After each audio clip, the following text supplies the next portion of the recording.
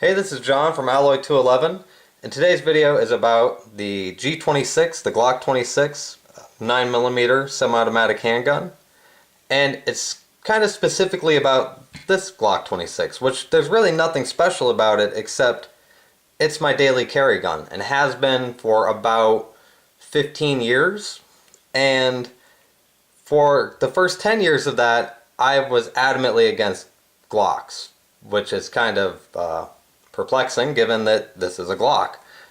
But I bought this because I wanted a small, full power cartridge, a 9mm. I didn't want to go down to a 380, that had a good magazine capacity and was easy to carry and easy to conceal, and was an affordable price. So I bought this, again, like 15 years ago or so. And I looked around the market at the time, and this really was what I felt was the best option on the market at the time. But I still didn't like Glocks. Full-size Glocks, I didn't care for. I never really had a problem shooting them. I didn't dislike shooting them, but I thought, it's really not that great.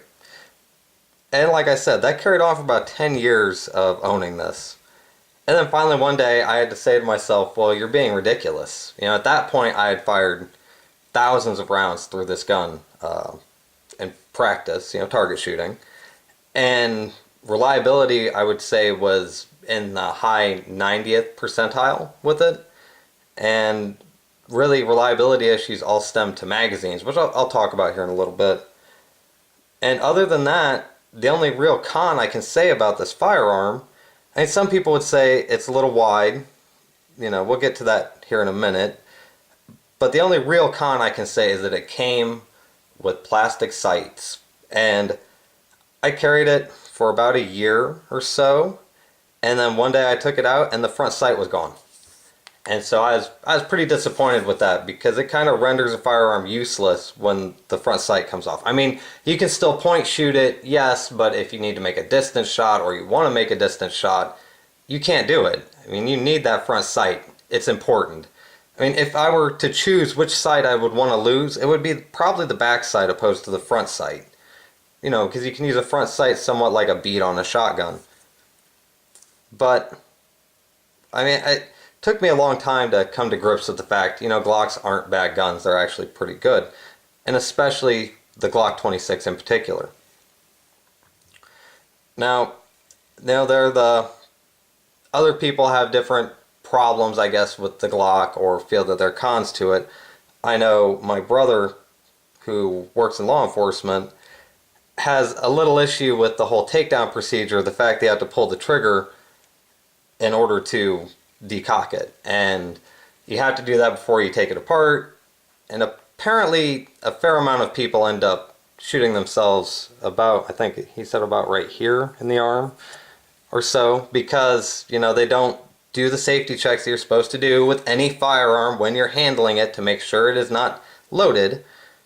Like I did say before I made this video, or before I make any of my videos, and they shoot themselves in the arm. So, I mean, I guess I can see that as a downside too, but then also I think, should these people even really be owning handguns if they don't practice basic firearm safety? Not to say accidents can't happen, but that is an accident that is not an accident. That is a carelessness or a negligence. And when something is an actual accident, that's one thing, but that's not an accident. So maybe those people should just either get some better training or reconsider owning firearms at all.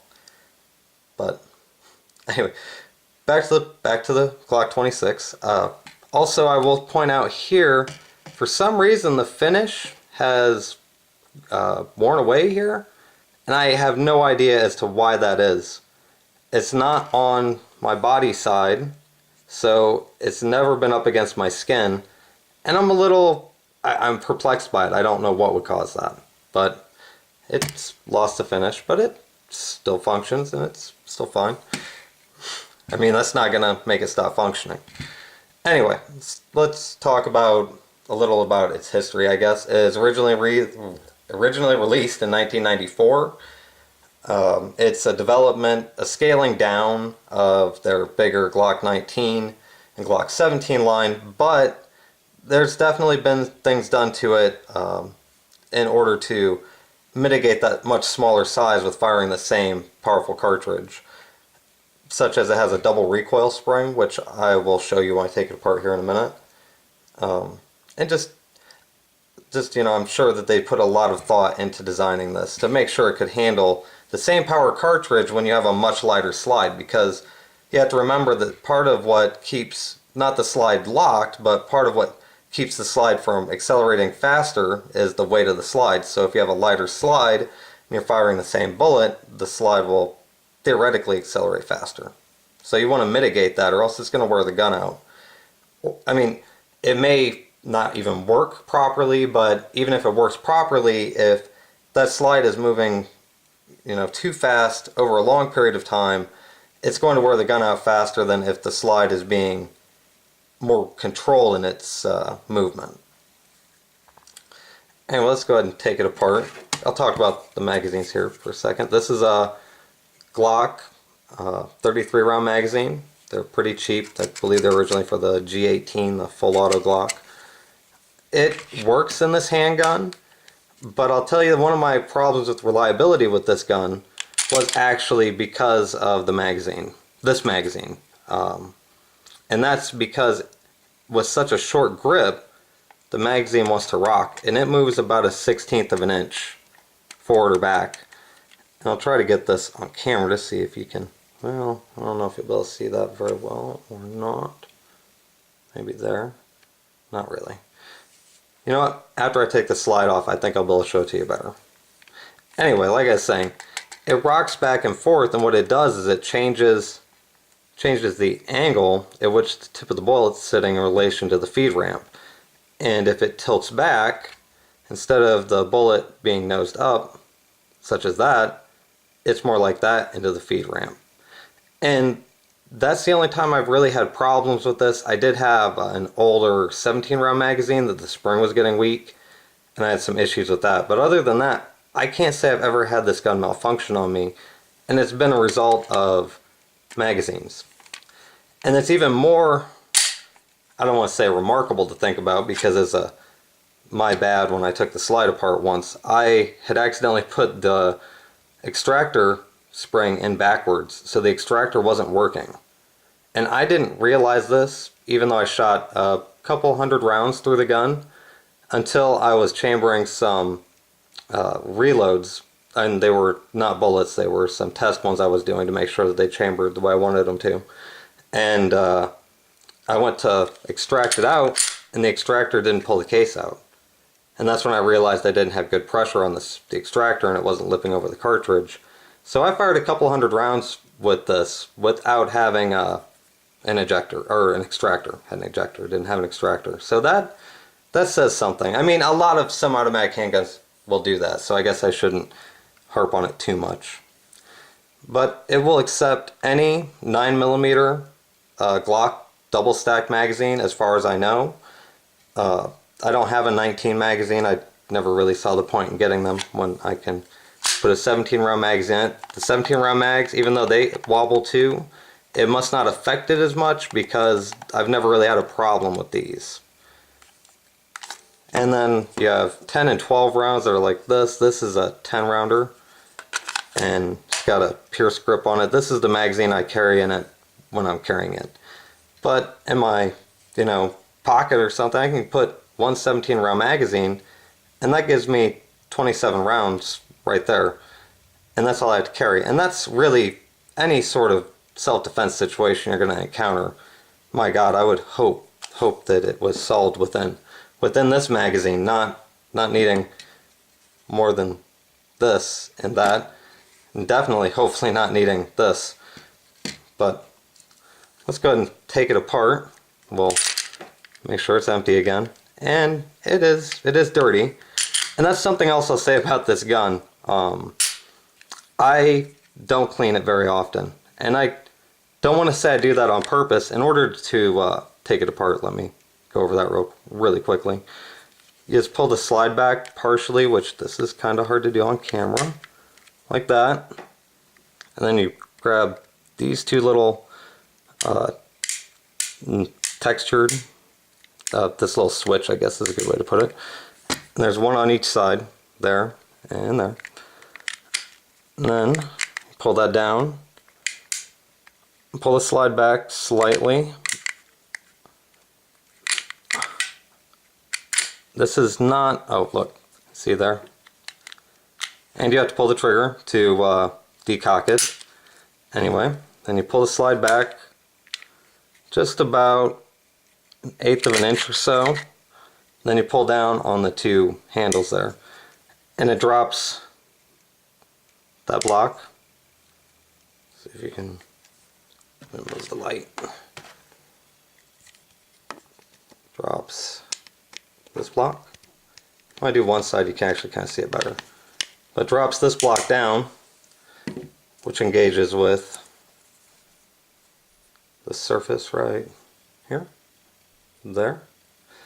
And that's what holds it in place when it's firing. Here, since I have this part now, and as you can see, it's pretty dirty. But I'll put this other magazine back in it. You can better see that. And I think it also affects how well really the spring is keeping up with it. So, anyway, now I'll show you this is the basic guts of the receiver. You've got a steel insert up here and one back here. There's frame rails here and here. There and there. There's your slide release. You don't have any safety on here. They have the safety action trigger, which I guess means that you have to, I mean, I know what it means. You have to push this little tab in order for it to fire. And I guess it does work. It'll help keep from snagging it and setting it off to a certain extent.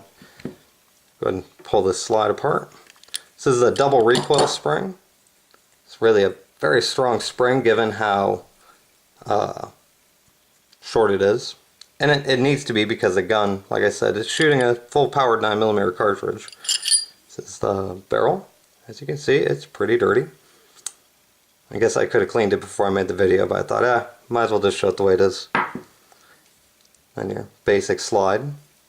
And the Glock slide, in order to take it apart, which is actually a really easy slide to take apart and put back together, as long as you're putting the extractor spring back in correctly. But if you can see, you have the striker right here, and then you have this plastic tube here. And what you need to do in order to take the slide apart is you push down, which I did this earlier when I was practicing on camera. Let's see if I can do it now. If you push that down, and then you use something to just push this back plate down. If I can do it, there we go. Maybe, there we go. And then the back plate just slides down. And you want to keep pressure on it because that is a spring in there. And if you don't keep pressure on it, it will fly out of the back. So don't do that. I gotta take this all apart really. I'm just gonna show you. Here's the firing pin. Goes in there, just like that. And I'm not gonna take the extractor out, honestly, because it's kind of a pain. I could pull this spring out. Show you the spring that I put in backwards. See, you want the metal part forward. Yeah, that's how that works.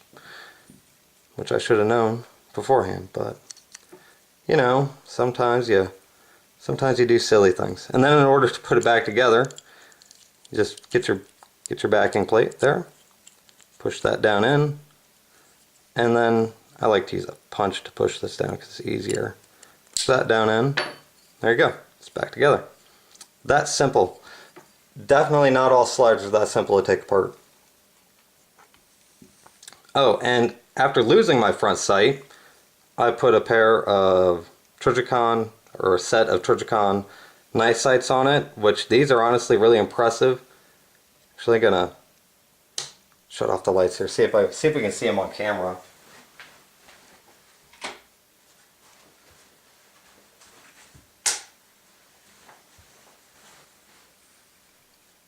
Oh. Maybe, oh yeah, you can. I mean, it's kind of hard to tell on camera, but these sights are, you know, about 14 years old, and they still glow pretty brightly. At least I think they glow pretty brightly given how old they are.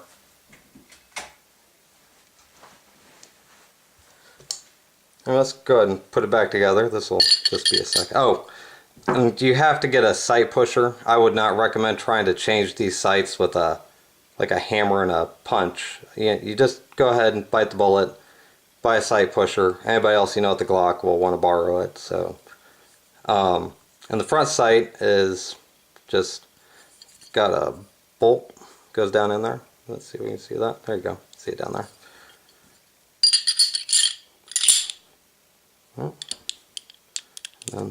Barrel just, you know, like any other semi-automatic, any other modified Browning semi-automatic, goes back together like that. Then you just run it down the slide, and it's back together and functional. But another point I wanted to make is, you know, I bought this gun 15 years ago or so because of it fit my need of a small yet powerful semi-automatic, or at least a small and yet full powered and good capacity semi-automatic. And I bought it because it's the best value on the market, I felt at the time 15 years ago. And part of that's because parts are easy to find for any Glock, really, and it can use any of these magazines plus the 15 rounders. And it's been being made so long that there are a lot of them out there. Brand new, they're not very expensive. Used, they're not very expensive. And I especially think the Glock 26, excluding the other 40 caliber, the bigger caliber subcompacts that Glock makes. And I'm not saying they're bad guns, but honestly, when you have a gun this small, you want to kind of lower the amount of recoil that it's going to produce, because it doesn't weigh much. 21 ounces is not that much. So I prefer it in 9mm. You know, it's not that I don't like 40. I have a 40 right here. It's a Sig Sauer P229. And I love shooting this gun. I love shooting 40s out of this gun. It shoots them well. But it's a much bigger, much beefier, you know, you can get your whole hand on that grip gun. And I just don't find that practical for this gun, especially in a self-defense role. And I say that because in a self-defense role, that's a high-stress situation. And so you want a gun that's the easiest for you to use, but yet is going to deliver the most amount of firepower. Because otherwise your target, you're going to be off target. You know, and that's never good. That's obviously something you want to avoid.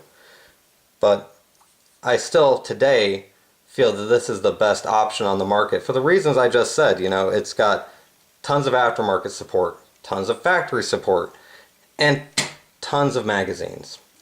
You know, and it's 9mm, is cheap to shoot, and I've probably put, I don't know, somewhere between probably 4,500 and 6,000 rounds through this gun. I mean, I lost count a long time ago, but it's never failed me.